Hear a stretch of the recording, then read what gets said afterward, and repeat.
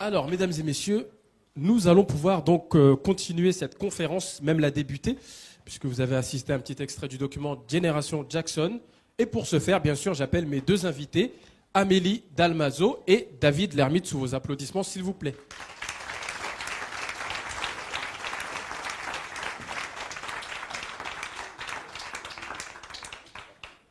Bon, allez, je n'ai pas de technicien attitré, donc je porte mon petit...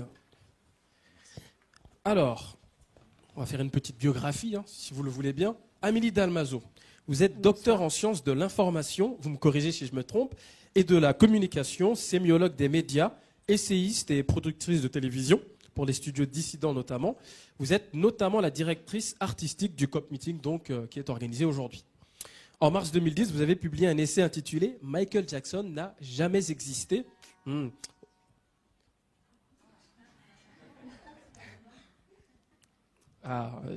Attention, madame, je l'avais dit ça. Alors, on continue. Dans lequel vous traitez notamment du charisme et de la fascination qu'exerçait Michael Jackson sur ses fans et sur le public en général. Oui, tout à fait. Merci d'être avec nous aujourd'hui. David Lermite, les fans de Michael Jackson vous connaissent pour avoir publié en 2007 le livre Michael Jackson, l'homme invincible. Donc le 10 juillet 2009, vous êtes contacté par les éditions Premium pour justement vous proposer de découvrir la suite de l'histoire. Malheureusement jusqu'aux tristes dernières nouvelles. Et puis ce livre s'appelle dorénavant du coup Michael Jackson, Éternel Michael, qui est sorti en 2010. Vous êtes, je le rappelle, vous êtes écrivain public actuellement, oui. Mais vous avez exercé plusieurs métiers. Vous avez été postier, menuisier, etc., etc. Alors pour débuter cette conférence, j'aimerais vous demander, comme de nombreuses autres personnes, vous avez connu Michael Jackson dans votre jeunesse, pour d'autres un peu moins jeunes. Comment vous l'avez rencontré, l'artiste, justement ? Amélie Dalmazo, peut-être ? Alors, moi, pas physiquement, bien sûr. Oui, voilà, évidemment, je n'ai pas eu la chance de le rencontrer pour de vrai. Mais je l'ai rencontré affectivement, on va dire, voilà. Quand j'avais 9 ans, 10 ans, j'ai été éblouie par le film Moonwalker. En fait, j'ai découvert à travers des images, au cinéma. Et je crois que ça m'a tellement marqué que finalement, ça a conditionné certainement ma carrière tout entière, puisque aujourd'hui je travaille dans l'image, que je me suis effectivement consacré une thèse pendant 6 ans à étudier les clips de Michael Jackson, à étudier la fascination justement qu'il exerçait sur les gens et sans doute sur moi aussi. Voilà, donc ça a été un vrai coup de foudre, une révélation on pourrait dire, quand j'avais 10 ans. Voilà, donc vous, c'est plus par l'image que vous l'avez découvert. Il en va de même pour vous, David Lermite ?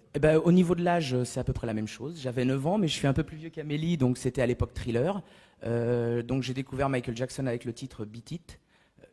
À l'époque, c'était les booms. J'avais 9 ans, on faisait beaucoup de booms. Le DJ passait beaucoup de musique, et dont Michael Jackson Beat It. Je trouvais ça très fort, cette guitare électrique, et en même temps sur un titre dansé. Donc, c'est comme ça, je suis rentré de colonie de vacances. J'ai demandé le 45 tours à l'époque, Beat It, 33 tours Thriller, et puis au jour d'aujourd'hui, ça m'amène là. Donc, c'est surtout la musique, vous, qui vous a plu et le personnage, parce que j'ai vu le clip de Thriller, donc j'avais 9 ans. Ouais, quand j'ai vu ce clip-là, fasciné totalement. Donc oui, après, je ne l'ai plus jamais lâché. Alors, je continue avec vous, justement, David Lermite.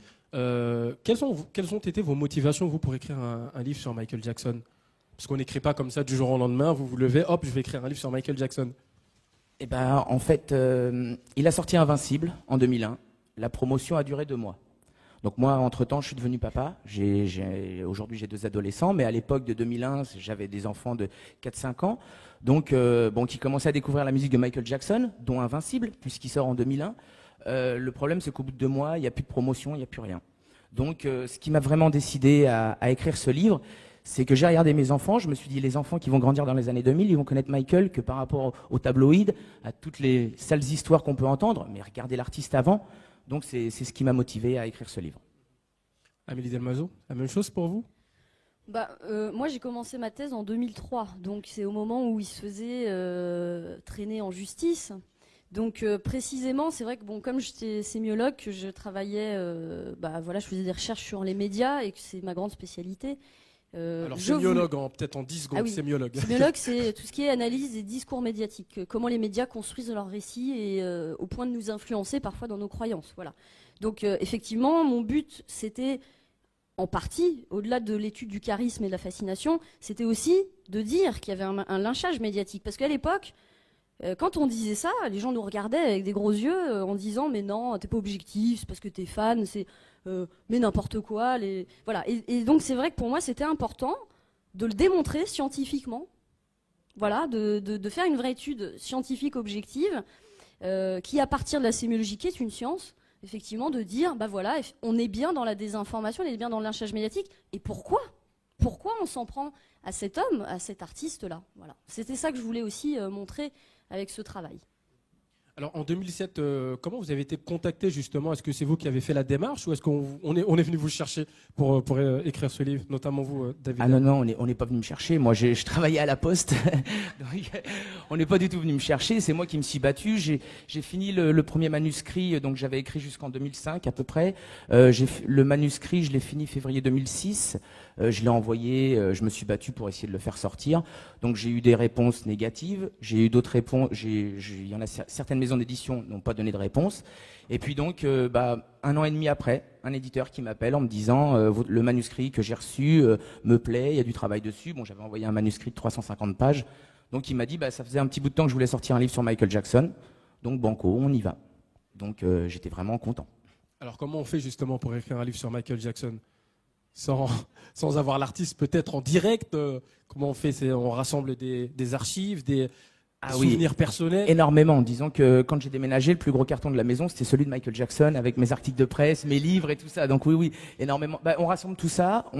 Comme j'écrivais chronologiquement, je faisais étape par étape. Donc au niveau des documents, physiquement, Michael, on le reconnaît, les fans le reconnaissent, l'époque Thriller, l'époque Bad et tout ça. Donc ça m'a aidé. Et puis après, je faisais une chronologie et ça m'a pris du temps. J'ai mis plus de 2 ans et demi à l'écrire de toute façon, en travaillant à côté. Alors vous, Amélie Dalmazo, il y a une histoire un petit peu différente. Vous terminez votre thèse. Vous étiez peut-être pas forcément sur l'idée d'écrire un livre tout de suite.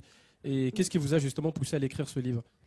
D'abord, c'est vrai que quand j'ai fini ma thèse, donc c'est-à-dire 2 semaines jour pour jour, avant la mort de Michael Jackson, j'ai soutenu ma thèse 2 semaines avant. Moi, mon but, c'était de traduire ma thèse en anglais et de lui envoyer. Voilà, je fais la confession. J'ai cherché des fonds pour pouvoir payer un traducteur, pour le faire. Donc c'est vrai que sa mort m'a un peu prise au dépourvu. Je voulais lui faire parvenir à lui, en fait. Donc quand il est mort, je sais pas, ça a été évident pour moi à ce moment-là qu'il fallait le défendre. Voilà, il fallait le défendre, il fallait partager avec les gens, avec le grand public, pas seulement garder ça dans une espèce de placard réservé à une espèce d'élite intellectuelle qui aime le verbiage, etc. Je voulais qu'on sorte de ces discours médiatiques qui me fatiguent. Je pense que ça fatigue beaucoup de monde ici. Oui, voilà. Je voulais qu'on sorte de ces discours un peu stéréotypés. Et c'est vrai que par exemple, je me suis retrouvée sur BFM Télé. Alors le lendemain de sa mort, un petit peu parachutée comme ça. C'était ma première télé, pour être très clair. Et je me suis retrouvée face à une journaliste qui m'a posé des questions du style: alors Michael Jackson, c'est quoi? C'est l'homme noir qui est devenu une femme blanche? Voilà. Et moi, si vous voulez, c'est ce genre de questions, c'est ce genre de discours qui me fatigue. Et c'est aussi pour ça qu'aujourd'hui, le COP Meeting est là. C'est pour ouvrir une autre réflexion sur Michael Jackson, pour dire des vraies choses. Voilà. Et je pense que c'est important d'aller dans les médias, de s'engager, de prendre parti et de dire non, je ne vais pas laisser juste les abrutis, excusez-moi de mon langage, s'exprimer au son de Michael Jackson.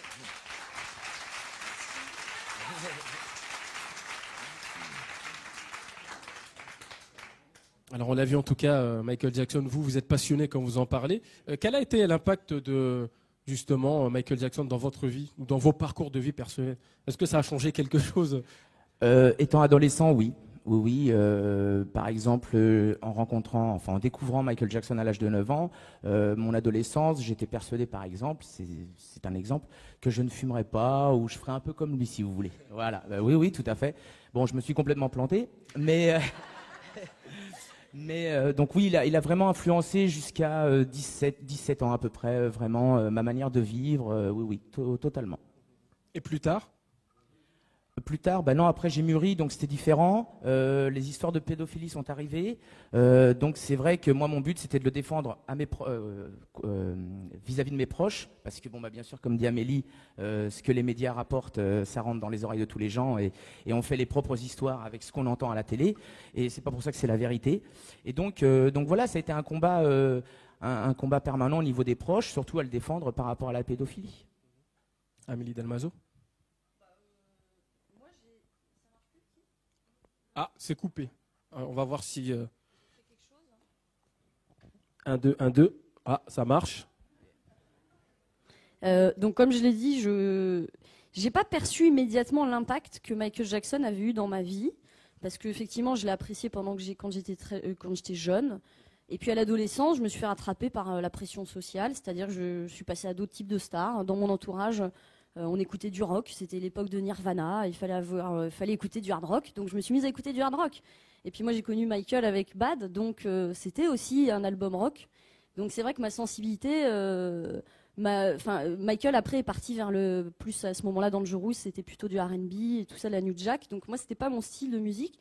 Néanmoins j'avais encore de l'affection pour lui, j'ai toujours gardé vraiment de l'affection pour lui, mais je me suis un peu détachée de sa musique. Et puis c'est beaucoup plus tard, voilà, au moment où je me suis, donc en 2003, quand j'ai commencé à faire ma thèse, que finalement j'ai perçu l'impact qu'il avait vraiment eu sur ma vie, puisque je vous dis aujourd'hui, après avoir fait 6 ans de thèse, je me suis évidemment beaucoup questionnée sur, et puis on me questionne souvent en me demandant, alors est-ce fan, pas fan, bon c'est pas une question facile, mais effectivement. Alors pourquoi c'est pas une question facile justement quand on vous dit est-ce que vous êtes fan, pas fan?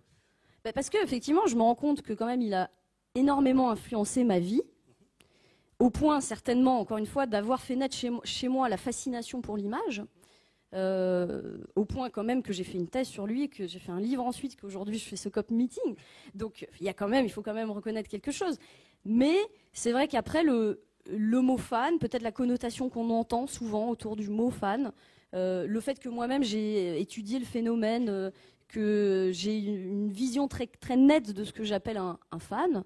J'ai pas un jugement de valeur négatif, au contraire, mais je ne suis pas dans un besoin, pourrais-je dire, d'être en présence de la musique de Michael Jackson ou de Michael Jackson. Donc en ce sens, effectivement, je ne me considère pas comme fan. Mais après, vous savez, il y a tellement de manières d'aimer Michael Jackson que je ne sais pas s'il faut mettre un mot, quoi, voilà. Alors que moi, adolescent, justement, bon, j'ai des parents divorcés et par rapport à des soucis personnels et tout ça, j'allais me recueillir en écoutant la musique de Michael Jackson. Ça me faisait énormément de bien. Ah, je vous crois, je vous crois. Alors justement, vous me disiez, David Lhermitte est fan et pour Amélie Dalmazo, il y a une sorte de fascination quand même qu'exerce Michael Jackson sur vous, comme sur beaucoup de monde. Alors comment on est objectif quand on écrit un livre sur quelqu'un qu'on aime ou sur quelqu'un dont on est fan? Comment on fait pour être objectif? Bah c'est dur quand même, déjà, d'essayer toujours de rester juste et pas d'aller dans le sens de Michael. Donc bon, honnêtement, moi, mon but c'était l'artiste, donc c'était relativement facile. C'était pas beaucoup de vie privée, c'était tout ce qui est artistique entre 1982 et 2001. C'était vraiment un but à ce niveau-là. Donc au niveau de l'homme en lui-même, j'en parle un petit peu, mais c'était vraiment ce que je voulais faire ressortir, l'artiste exceptionnel qu'il est. Amélie Dalmazo? Bah, moi, alors c'est marrant, s'il dit c'est l'artiste, moi c'est le personnage pour le coup. C'est-à-dire que je me suis intéressée au personnage plus qu'à la personne parce qu'effectivement, il me semblait impossible, n'ayant pas connu la personne, de pouvoir l'étudier. Voilà. Donc moi je voulais étudier le personnage, comment il nous a parlé, etc. Donc comment être objectif? Bah oui, c'est une bonne question, surtout quand on fait une thèse sur le charisme, la fascination. Et bien tout simplement, je me suis servi de ma propre fascination. D'une manière générale, en sémiologie, il s'agit toujours de comprendre comment on décode nous-mêmes les images, en fait, comment elles résonnent en nous. Donc, il faut se servir aussi de ce qu'elles provoquent chez nous. Mais il faut toujours rester à distance, c'est-à-dire toujours faire en sorte de ne pas tomber du côté de l'opinion. C'est-à-dire, je ne suis pas là pour dire, effectivement, je crois que Michael ceci ou que cela. Je vais partir d'un sentiment provoqué chez moi, pour ensuite l'analyser avec de la réflexion, du recul. Voilà. Après, l'objectivité, soyons très clairs, n'existe pas. Enfin, je veux dire, aucun humain ne peut être objectif. On est tous des sujets, donc on perçoit le monde avec nos sens, avec notre manière de penser. Donc l'objectivité n'existe pas. Il s'agit surtout d'être neutre, je le crois, et bienveillant. Voilà. C'est-à-dire que moi, c'est vrai, dans mon travail de thèse, je ne pouvais pas me permettre les superlatifs que je dirais spontanément, elle est géniale. Voilà, c'est pas le cadre. Donc effectivement, ça m'a obligée d'être dans une analyse, dans une réflexion qui m'a aussi coupé à un moment donné de mes affects. D'ailleurs, quand j'ai fini ma thèse, je n'avais qu'une envie, pouvoir regarder, entendre Michael Jackson sans avoir à réfléchir. Parce que pendant 6 ans, à chaque jour, chaque minute, je pensais que à ça. Je n'analysais que les images de Michael et tout le temps. Donc, effectivement, au bout d'un moment, quand on est dans ce niveau d'analyse, on est presque coupé de sa propre relation à l'autre. Voilà, tout simplement. Une petite question qui fâche peut-être. Et l'argent dans tout ça? Alors, il y a beaucoup de critiques de fans, de l'entourage peut-être proche sur le plan émotionnel. Bien sûr, je ne parle pas de la famille de Michael Jackson. Tous ceux qui aiment Michael Jackson, qui se disent qu'à chaque fois qu'il y a un événement ou un livre qui est fait sur Michael Jackson, c'est parce que Michael Jackson est justement une personne qui a beaucoup de fans, qui peut générer beaucoup d'argent. Alors l'argent dans tout ça? Ben moi, l'argent, j'y ai pas pensé à la base. C'était vraiment remettre Michael Jackson là où il doit être, c'est-à-dire l'artiste en lui-même. À partir de 2002-2003, on parlait plus que de lui en mal. Donc moi, ce qui m'a guidé, c'est vraiment faire connaître aux générations de l'an 2000 que Michael Jackson, regardait tout ce qu'il a fait auparavant. Donc l'argent, moi, mon but à la base, c'était de se faire éditer, qu'il arrive à sortir dans le commerce. Après, j'en vends, c'est bien. J'en vends pas, bah tant pis. Mon but est fait, c'est que j'ai réussi à le faire sortir. Après, avec le deuxième livre, ça a engendré d'autres choses. C'est vrai que moi, quand l'éditeur il m'a appelé pour le deuxième livre, à la base, j'y ai pas pensé. Si vous voulez, le matin, le 26 juin au matin, quand j'ai appris la nouvelle, j'ai servi le petit déjeuner à mes enfants n'importe comment. J'étais totalement perturbé, si vous voulez. Donc à aucun moment j'ai pensé au livre. C'était pas, je pense pas à l'argent à ce niveau-là. C'était le cœur qui parlait. Donc pas de problème. C'est vrai que l'éditeur m'a rappelé pour le deuxième livre. Il est sorti un gros tirage. Ça a été national. J'ai fait des télés, des choses comme ça. Donc c'est vrai que tout ça, ça a engendré, oui, de l'argent. Donc l'argent rentre aussi. Mais c'était pas le but premier, pas du tout. Amélie? J'aimerais bien en avoir de l'argent, moi. Non, mais je vous le dis franchement, moi j'ai fait 6 ans de thèse. J'ai pas eu de financement à l'époque. Hein. J'ai vendu 1000 livres, donc je pense pas. 1000 livres pour vous. Et pour vous, David Lermite, juste une petite parenthèse? Moi, j'en suis aux alentours de 20 000. Ah oui, donc c'est un peu plus important. Amélie? Mais c'est normal. Enfin voilà. Après, c'est vrai que tout ce qui est réflexion est difficile. Je viens aussi devant les gens avec un titre qui fait peur. Bien sûr, mais je le comprends. Juste. Oui, allez-y. Jamais existé, je sais plus quoi le titre, hein, c'est ça? Oui, c'est ça.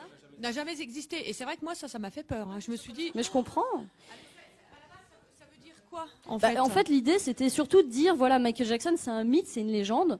Donc, ce personnage dont on a parlé dans les médias n'est pas le vrai Michael Jackson. Il n'existe pas, ce personnage. C'est un personnage. Voilà. Que ce soit, si vous voulez, celui qui, soi-disant, dormait dans un caisson oxygène, que ce soit celui qui, soi-disant, était un pédophile, celui-là n'existe pas. Bien sûr, c'est dans ce sens-là. Et après, il y a d'autres entrées, mais voilà, il y a plusieurs niveaux. Mais effectivement, quand on part de l'idée que c'est une légende, c'est un récit. Et c'est exactement le propos de mon livre. Mais j'aurais aussi pu appeler le livre, et d'ailleurs on a beaucoup hésité avec l'éditeur au départ, je voulais l'appeler quelque chose comme Notre miroir, et bon, ça sonnait pas, il voulait l'appeler Michael Jackson, c'est nous, par exemple. Il y avait ça, et on a aussi proposé à un moment donné de le faire à l'inverse, c'est-à-dire il a toujours existé, parce que ça revient au même, finalement. Voilà, donc c'est aussi simple que ça. Alors, mesdames et messieurs, je vous rappelle que on parle un petit peu avec nos deux invités. Et après, je vous laisserai le micro. Vous pourrez poser des questions. Mais juste, je voudrais revenir sur cette question de l'argent, parce que je n'ai pas vraiment répondu. Je voudrais dire d'abord que c'est vrai que c'est un peu fatigant de se faire systématiquement cataloguer, et je le dis là aujourd'hui. Moi, je pense que tous, on se fait beaucoup insulter. Il y a des gens qui nous harcèlent, même chez nous. Enfin, voilà, moi, je le dis. Je trouve ça dommage parce que je pense qu'il est important au contraire de prendre parole. Il faut prendre parole. Il faut arrêter de vouloir dire tout le temps « Ah oui, on profite ». Non. Aujourd'hui, on est là, on est réunis autour d'une même passion, d'un même amour. Personne n'est là pour faire de l'argent. On est là parce qu'on a envie de partager. Voilà. Et je pense que c'est ça qui compte. Voilà. Après, si il y a des gens qui rencontrent le succès avec des livres sincères comme David, moi j'en suis ravie. Et je trouve ça normal que quelqu'un qui travaille, qui se donne du mal, qui s'applique pendant des années à faire un travail, qu'à un moment donné, il puisse avoir de l'argent en récompense ou pour l'aider peut-être à en faire un deuxième. Voilà, on ne peut pas, on peut pas, quand on travaille à côté, effectivement, on ne peut pas se consacrer à son art ou à son engagement. Voilà, donc moi je trouve ça normal et je trouverais ça bien que les gens qui le méritent puissent gagner leur vie. Voilà, on a par exemple Christophe Boulmé qui pendant des années a fait des photos gratuitement, qui s'est fait attaquer tout le temps, tous les jours, systématiquement, qu'on a taxé de profiteur, etc., même autour de l'exposition qu'il fait ici, alors que c'est quelqu'un qui vit avec peu d'argent, comme moi, comme la plupart des gens qui sont ici, et les gens se font des idées qui sont fausses. Voilà, et je trouve ça vous dommage. Comprenez ça ou pas? Vous comprenez qu'il puisse y avoir une suspicion, en tout cas. C'est pour ça que j'ai posé cette question d'ailleurs sur l'argent. Parce qu'effectivement, on travaille sur un personnage emblématique, certainement l'artiste le plus emblématique Je le comprends, mais dans ce cas-là, avant d'affirmer certaines choses, essayez de se renseigner avant, essayez de voir ce que la personne fait, quelle est sa vie. Moi, c'est vrai que j'ai été, on m'a dit que je profitais un petit peu du décès à Michael Jackson, alors que franchement, c'était déjà cette période, j'ai eu beaucoup de mal à la gérer, parce que justement, je voulais surtout pas profiter du décès à Michael. C'était comme ça. Donc j'ai eu beaucoup de mal à la gérer. C'est vrai que la famille, les amis m'ont beaucoup aidé. Ils m'ont dit David, c'est Michael là-haut qui t'envoie ça. Voilà, mais c'est vrai qu'au départ, j'avais beaucoup de mal à gérer ça. Après, comme je vous ai dit, j'ai pas écrit ce livre pour ça. Et s'il y a eu un peu d'argent qui est tombé, tant mieux. Et puis c'est vrai que ça me permet du coup de faire autre chose à côté et puis lancer d'autres projets aussi. Amélie, oui, vous voulez Non, ajouter? j'allais dire oui, je comprends. Je comprends. Après, je trouve ça dommage que ça se passe de manière assez anonyme, lâche comme ça, souvent via Internet, via des appels téléphoniques anonymes. Voilà, je veux dire, moi, je suis ouverte au dialogue. Je pense qu'on l'est. On est là pour expliquer qui on est. Effectivement, quand les gens, il y en a eu des polémiques rien qu'autour de ce meeting. Quand les gens disent oui, on profite, etc. Les gens n'ont pas conscience qu'on travaille pendant 6 mois, que non, on ne gagne pas notre vie et que oui, ça nous prend du temps et que si on pouvait gagner notre vie, franchement, on ferait peut-être le meeting d'aujourd'hui à la porte de Versailles. Non, mais c'est vrai. Donc voilà, oui, je comprends, mais je trouve que c'est dommage en voulant défendre Michael à outrance, parfois, on passe à côté de l'essentiel. Voilà, il y a plein de gens qui ne se gênent pas pour faire des événements effectivement sans intérêt, ou enfin à mon sens. Alors justement, est-ce que c'est pas l'une des raisons qu'il y ait des gens qui écrivent des livres alors qu'ils ne connaissent Michael Jackson ni d'Ève ni d'Adam et qui vendent beaucoup de livres? Oui, mais justement, donc ça veut dire quoi? Parce qu'on est honnête et intègre, il faut donc qu'on reste dans l'ombre et qu'on laisse parler les autres et que ce soit eux qu'on entende. Moi, je suis pas d'accord. Je trouve ça dommage que Christophe Boulmé ait mis 10 ans avant de venir publiquement vraiment assumer son statut parce qu'il voulait pas se mettre en avant, parce que c'est quelqu'un de humble, de discret. Voilà, je trouve ça dommage. Je préférerais voir quelqu'un comme lui parler à la télévision que de voir d'autres que je ne citerai pas. Voilà. D'accord, donc d'autres que nous ne citerons pas, nous les appellerons d'autres. Qui ne sont pas invités aujourd'hui d'ailleurs. Et qui ne sont pas invités aujourd'hui. Alors justement, quel accueil a reçu vos livres? Quel accueil ont-ils reçu auprès des fans, je précise? On sait qu'il y a une communauté de fans de Michael Jackson. Alors moi, par rapport à l'Invincible qui est sorti en 2007, c'était pas un très bon accueil parce que en fait, à la base, je vais pas trop sur les forums et tout ça, mais là, pour la sortie du livre, j'allais voir quand même. Je voulais voir ce qu'on disait de mon bouquin. Et c'est vrai que finalement, la plupart des gens qui ont écrit des choses sur l'homme invincible, c'était assez négatif. Déjà, la première des choses, c'est qu'ils apprenaient rien. Donc c'est vrai que moi, à la rigueur, les vieux fans comme moi, entre guillemets, c'est vrai que à moins de tout avoir en tête, tu apprends certaines choses, des petites anecdotes, des choses comme ça. Mais c'est vrai que sa vie en elle-même, ils la connaissent comme moi. Maintenant, c'est vrai que le but du livre, c'était vraiment de faire connaître aux nouvelles générations. Regardez ce que Michael a fait 20 ans auparavant. Et parce que j'étais persuadé qu'ils allaient être fascinés. Et d'ailleurs, on le voit au jour d'aujourd'hui par rapport au décès, c'est que la nouvelle génération est totalement fascinée par Michael Jackson. Donc voilà, c'était ça. Donc le premier livre, pas un très bon accueil. Et le deuxième, honnêtement, ça a touché tellement de monde que la plupart des choses, ça a été assez positif quand même, oui. Il y avait tellement d'émotions aussi, donc ça a été assez positif. Et comment vous l'avez vécu, vous, justement, toutes ces critiques? Ça doit être dur d'être fan, de partir d'un bon sentiment, d'une bonne intention. Oui, surtout que vous êtes devant votre ordinateur, vous vous dites, mais j'ai essayé d'écrire ça avec le cœur, j'ai essayé d'aller dans le sens quand même à Michael, tout en restant juste. Mais on le vit mal au départ, on se pose pas mal de questions, mais c'est vrai qu'après on en discute aussi avec l'entourage, avec d'autres personnes, d'autres fans de Jackson qui font aussi des initiatives. Et donc on se rend compte que déjà on n'est pas tout seul, et puis en parlant ça va toujours mieux. Effectivement, en parlant, ça va toujours mieux. L'accueil de votre livre, Amélie Dalmazo, qui a reçu beaucoup de critiques, peut-être du fait du titre seulement. Ah oui, je pense qu'il y en a beaucoup qui l'ont pas lu juste à cause du titre. J'ai lu une fois, d'ailleurs, pour l'anecdote, ça m'a fait rire, sur un forum, justement, une dame qui racontait qu'elle avait vu le livre à la FNAC et qu'elle avait même pas osé le toucher. Donc, oui, c'est vrai. Bon, en même temps... Voilà, c'est vrai qu'il y a eu deux types de réactions. La première réaction, effectivement, sur le titre, très négative. Je m'y attendais un peu. Ce que j'ai trouvé dommage, c'est que on n'a pas parlé du propos du livre, c'est-à-dire que je me suis fait attaquer sur ma personne. Ça fait mal. C'est-à-dire quand vous avez des topics sur des forums, moi je fais pas ça pour la gloire, je m'en fous. Je fais ça parce que je suis une intellectuelle, j'ai envie de m'engager, j'ai envie de défendre des propos, des choses, j'ai envie de les partager, j'ai envie de transmettre, quoi, voilà, très simplement. D'ailleurs, j'enseigne et j'aime ça. Donc c'est vrai, quand on lit sur Internet, oui, Amélie Dalmazo, cette sorcière, etc. Sorcière est un mot poli, je ne citerai pas les vrais mots dont on m'a affublé, mais franchement, oui, ça fait mal. Ça fait mal parce que c'est... Tout d'un coup, vous passez dans le domaine public, mais sauf que personne ne vous connaît et qu'on dit donc tout et n'importe quoi sur vous. Donc ça fait mal.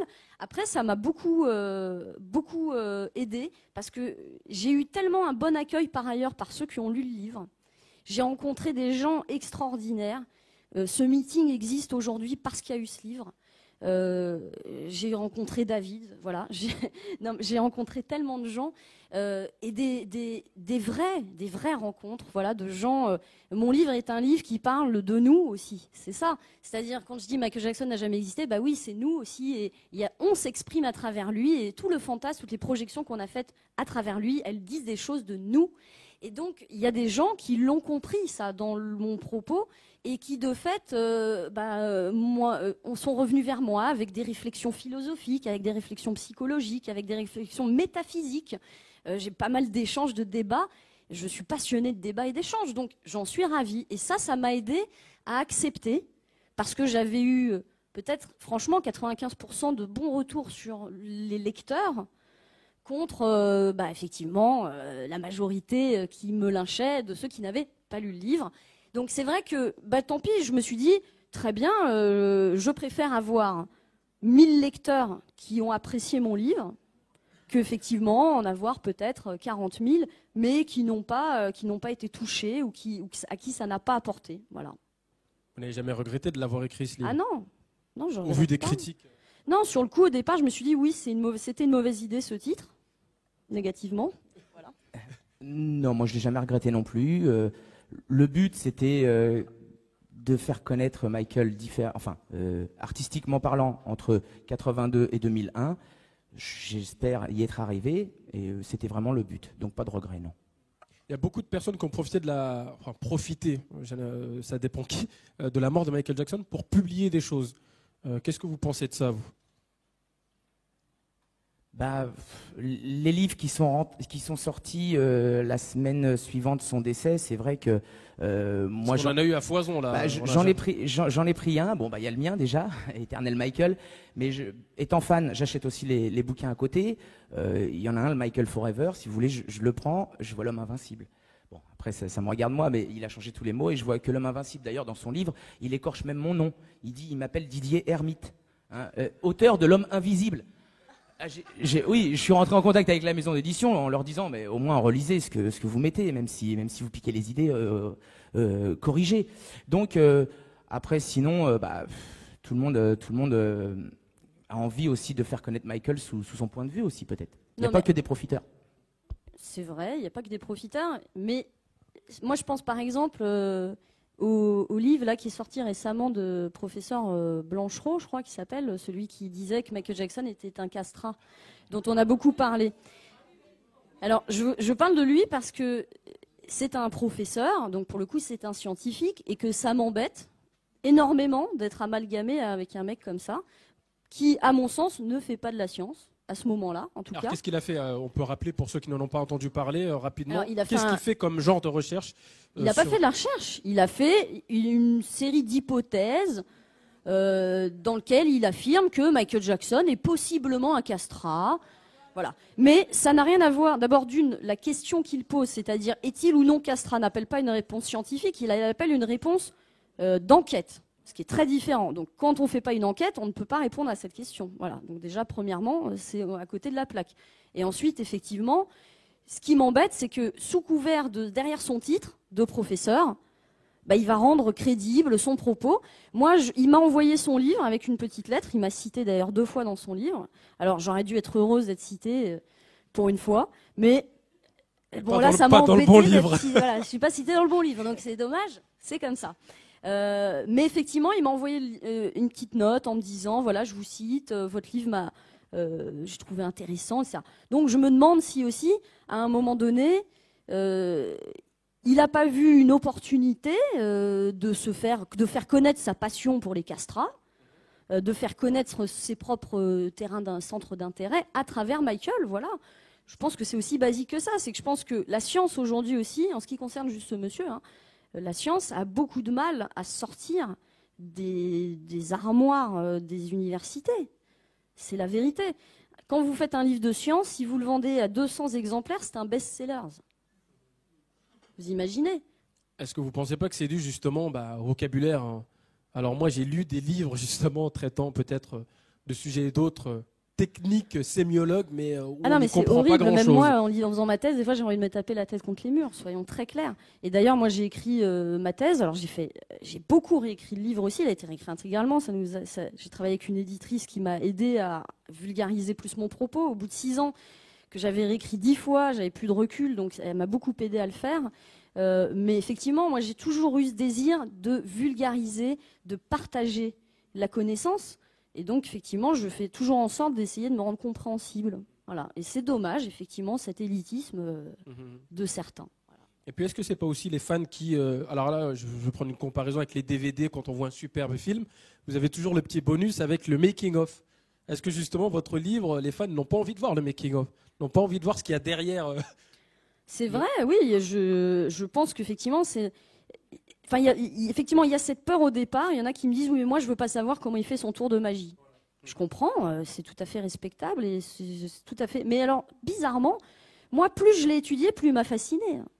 C'est-à-dire que je pense qu'il est tellement complexe et c'est tellement, il est tellement habile que c'est encore plus fascinant, finalement, en découvrant comment les choses se sont passées, à mon sens. Mesdames et messieurs, passionnant, on pourrait y rester toute la journée. Est-ce que vous avez des questions justement à poser à nos invités du jour? N'hésitez pas. Là. Alors, je reviens à vous si vous voulez préciser ensuite. C'est pas vraiment une question, c'est simplement toutes mes félicitations pour ce livre que j'ai lu 2 fois et qu'il faut lire et relire parce que non seulement il donne une excellente analyse du phénomène Michael Jackson au-delà même du personnage, de lui-même, et il est à prêter à ses amis, à prêter à ses ennemis, parce que les ennemis qui lisent ça se rendent compte que tous les démons, comme vous le dites très bien dans son livre, tous les démons qui montrent par n'importe quel biais à l'écran ou en spectacle, les gens le refusent parce que ce sont leurs propres démons. J'ai trouvé que votre livre absolument génial. Vous êtes adorable, merci beaucoup, c'est gentil. Voilà, c'est pas pour vous flatter, mais même à titre personnel, quand on lit votre livre, on se dit, et moi, comment j'ai réagi, pourquoi je réagis comme ça? Et là, je préfère effectivement le terme fascination que fan. Parce que fan, on n'a plus d'objectivité du tout, alors que fascination, ça donne encore un éventail beaucoup plus grand pour aller plus loin dans les analyses des gens, tout simplement. Bravo. Bah, merci, c'est très gentil, je vous remercie. Je suis ravie parce que quand vous dites effectivement, ça me renvoie à moi-même, c'est pour ça en fait que je l'ai écrit justement. Donc j'en suis enchantée. Alors, je voulais la poser, mais la dame à côté, je crois, il y a par rapport au titre. Alors, j'ai pas acheté le bouquin non pas parce que je voulais pas l'acheter, parce que quand j'ai lu le titre qui est vraiment très interpellant de toute façon, et je pense que la provocation est liée. Je pense que c'est peut-être fait aussi dans ce but-là. Après, juste un petit peu de bon sens, on retourne et on lit quand même l'intitulé derrière, le revers, et on voit effectivement que c'est pas contre Michael Jackson. Juste lire, voilà, pour savoir si ça peut être intégré. Après, c'est juste une question de budget parce que j'en ai acheté une quantité attendez, et moi, que je j'ai force passé personne, un budget. vous êtes pas- Non, Il est à la je vous dis ça bibliothèque, parce vous que vous avez discuté avec un ami à moi qui s'appelle Xavier il n'y a pas très longtemps, et je lui avais dit que je voulais l'acheter. Effectivement, après c'est une question de temps. J'ai pas pris le temps, mais effectivement, ça me donne envie de plus de l'acheter aujourd'hui. Pour finir justement de lire, parce que j'avais lu après l'intitulé derrière qui montrait que c'était pas contre Michael Jackson. Quand j'ai vu le titre, il est évident que ça m'a interpellé, donc j'ai été lire derrière. Et quand on lit derrière, on voit bien que c'est pas contre Michael Jackson. On lit, ça explique que déjà au moins le bouquin. Donc si les gens qui ont un peu de bon sens, au lieu d'avoir peur, ils lisent juste l'intitulé derrière, on voit de quoi ça parle. Par contre, le premier bouquin que j'ai acheté, effectivement, c'est celui de David Lermite, parce que j'étais dans tous mes états et que j'étais à la FNAC en train de pleurer et que c'est le premier que j'ai lu. Et comme je suis fan, effectivement, pas complètement cinglé non plus, ni fanatique, mais c'est que j'ai trouvé très bien et qu'on voit qu'il est fan aussi, que ça m'a réconforté dans mon statut de fan aussi. Voilà. Merci. Alors, une autre question là-bas. Bonjour à tous, ravi de vous rencontrer. J'ai eu l'occasion Bonjour. de lire vos livres. Vous m'avez rappelé, mais il y a plus de 30 ans, quand j'ai acheté Billit, c'était un 45 tours. J'ai eu la chance de voir Michael Jackson sur scène, puisque c'était Bed et c'était au Parc des Princes. J'avais 13 ans à l'époque. Et vous, Comme moi. Donc j'étais. J'en avais 14. Oui, j'étais fasciné. Donc, j'aimerais juste revenir à un petit passage. Vous parlez des insultes que vous avez reçues. Figurez-vous que j'en reçois tous les jours, mais sur Facebook, comme quoi je suis un gay refoulé, comme quoi Michael Jackson, soi-disant, avait des tendances, vous voyez. J'aimerais savoir comment vous faites par rapport à d'autres fans, parce que là, j'ai eu saturation il y a 2-3 jours, là. Donc, c'est allé trop loin. On a créé même sur Facebook une page qui s'appelle « Pas d'insultes envers les fans et envers Michael Jackson ». Et j'aimerais juste avoir un conseil à vous demander, puisque vous l'avez subi aussi. Moi, je subis tous les jours des insultes comme quoi je défends un pédophile. Donc, c'est très dur. Et j'aimerais savoir, je vous demande aujourd'hui un conseil. Qu'est-ce que je dois faire envers, soi-disant, des faux et vrais fans?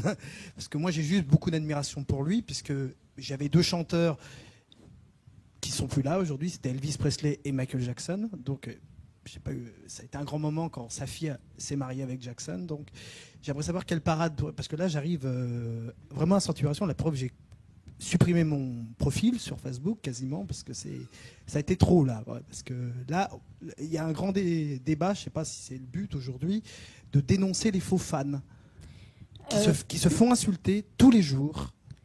Alors, si je peux vous répondre. Oui. Moi, je pense déjà qu'il faut faire du tri. C'est-à-dire sur Internet, tout le monde est glorieux et fort, mais quand Bien vous sûr. avez les gens en face, déjà, Oui. ils sont beaucoup moins courageux. Bah écoutez, surtout quand, vous voyez, je suis handicapé depuis peu de temps. Alors quand on leur dit qu'on est handicapé, bizarrement, j'ai des excuses. Récemment, je vous la ferai courte. Il y a deux demoiselles qui m'ont dit que j'étais gay parce que j'aimais, qui sont des fans. Et je lui dis, écoute, manque de bol pour toi. Je suis au commissariat, je viens de porter plainte. Donc ta conversation, elle est sur mon truc. Moi, je pense qu'il faut pas. Mais là, c'est assez dur parce que il est plus de ce monde. Et là, bizarrement, il y a des gens, le fait peut-être qu'ils l'ont pas vu, qu'ils n'ont pas eu la chance de le voir à ces grandes années. On parlait de Thriller, c'était je crois que c'est son plus gros sommet. Comment vous faites, vous, aujourd'hui? Parce que là, j'arrive plus. Donc je vous dis, vous faites du tri déjà sur Internet, vous pouvez bloquer les gens, les Les faire gens. ne plus exister. Vous savez, c'est toujours excusez-moi, les cons qui parlent le plus fort. Bien sûr. Voilà. Écoutez plutôt ceux qui vous soutiennent. Il y en a. Prenez Oui. le bon, ne prenez pas le mauvais, ne répondez pas. Bien sûr. C'est-à-dire, répondez que à ceux qui valent la peine. C'est-à-dire, une fois à la rigueur publiquement, une fois que vous avez dit les choses, passez votre chemin. Ne perdez pas votre énergie, ne bouffez pas votre cerveau à entendre ces gens-là, parce que c'est ce qu'ils veulent. Oui, bien sûr. C'est tout. Merci. Alors, j'arrive, mesdames, j'arrive. Pardon. Hop. Alors, bonjour à tous les deux. Donc, je voulais vous remercier pour votre conférence, parce que là, vous m'avez donné envie de lire le livre que vous avez écrit, madame. Parce que c'est vrai que, par rapport au titre, j'avais quelques appréhensions. Et là, j'ai enfin compris quel était le but de votre livre. Et donc, je voulais vous en remercier, même à monsieur. Parce que au moins ça fait vivre la passion de Michael Jackson. Parce que moi, j'ai connu Michael Jackson lorsqu'il a sorti son album Invincible, un album que j'ai à votre abonnement apprécié. Mais dans mon collège, j'ai été très vite victime d'insultes et au lycée également. On m'a insulté de pédophile tous les jours. J'ai même des amis qui sont venus chez moi et qui ont déchiré les t-shirts et les posters de Michael Jackson que j'avais. Donc, on m'interdisait complètement de vivre ma passion. J'ai même été attaqué par un groupe de 7 qui ont voulu me faire des attouchements sexuellement. Parce qu'il fallait que j'ai un châtiment par rapport à être fan d'un pédophile. Et donc, comme j'étais fan d'un pédophile, on m'insultait de pédophile. Alors donc, ouais, voilà. Enfin, je voulais vous donner un grand remerciement. C'est nous qui vous remercions, monsieur. Merci, monsieur. Merci pour votre témoignage. Alors, oui, on a bientôt... On me fait signe. Alors, est-ce que ça va être la dernière question, s'il vous plaît ? De toute façon, tous les intervenants sont à disposition dans le salon toute la journée, jusqu'à ce qu'ils s'en aillent. Mais voilà, vous pourrez leur parler, quoi. Merci. Donc moi, je voulais vous féliciter, surtout David, parce que vous, j'ai pas lu votre livre. Je suis désolée par rapport au titre. Mais bon, je vais me le procurer, je le lirai. Excusez, non, mais vous voulez, il n'y a pas de problème. Moi, je suis auteur d'un livre qui sort aujourd'hui sur Michael. Je suis très fière de l'avoir fait. Pardon ? Je m'appelle Sonia, j'ai 52 ans, j'ai le même âge que Michael. Je suis sa carrière depuis plus de 25 ans. J'ai été atterrée par tous les propos et toutes les accusations qu'il a supportées tout au long de sa vie. Et avec son décès, moi, j'essaye pas de faire de l'argent. Je suis attaquée moi aussi sur Facebook. Le livre sort aujourd'hui, j'ai déjà reçu des insultes, etc. Mais je m'en fiche. Je suis là pour défendre mon artiste. Il a fait plein de belles choses dans sa vie, on n'en parle jamais. Donc j'ai décidé d'écrire ce livre pour expliquer aux jeunes générations, parce que depuis la mort de Michael, il y a eu une nouvelle vague de fans. Et ces gens-là ne connaissent pas l'homme, ni l'artiste. En fait, connaissent les classiques de Michael, mais ne connaissent pas la discographie. Donc, j'ai fait plus un livre sur l'homme que sur l'artiste. Voilà. C'est Michael l'authentique. Voilà. Eh ben, bravo à vous, madame. Écoutez, merci à toutes et à tous. C'était un échange passionnant. Vraiment, on aurait pu encore parler toute la journée. Je vous prie d'applaudir encore une dernière fois Amélie Dalmazo et David Lermite. Oui. Oui, il y a une séance de dédicace. Ça, tout de suite. Alors pour David Lermite, la séance de dédicace, c'est tout de suite. Donc vous le retrouvez juste dans le forum. Et pour Amélie Dalmazo, ce sera tout à l'heure. Voilà, merci et bon forum.